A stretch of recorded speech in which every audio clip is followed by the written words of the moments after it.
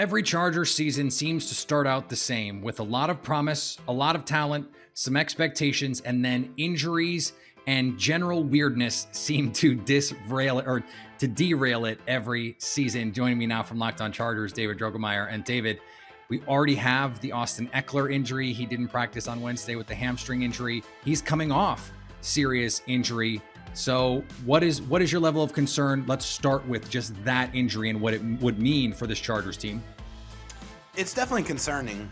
I don't think you can really look at it any other way, but you also have to have some perspective when you talk about this, because the Chargers have handled injuries very, very much with kid gloves throughout the offseason and training camp.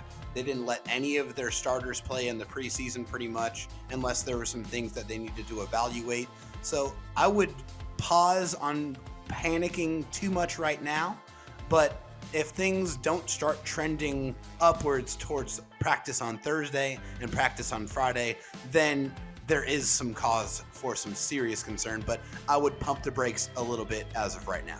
All right, so good news for Chargers fans. This is a team, as I said, that has some expectations. They're that sort of sleepery team this year. A lot of the very smart analysts are saying, hey, what about the Chargers?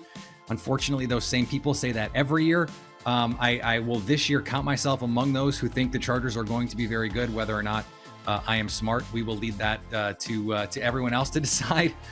But what are reasonable expectations for this team? Because Justin Herbert was awesome last year. This is a team that seems to be loaded on both sides of the ball. It seems to me, David, that if they just avoid some of the things that have befallen this team in the past, that they should be a playoff team. I agree with you. I think if you look at this team on offense, one of the biggest issues last year and for years before that was the offensive line. They really made a concerted effort in addressing that this offseason, replacing 4 out of the 5 starters with guys that can really ball. And on defense, they've always had a good defense, but they've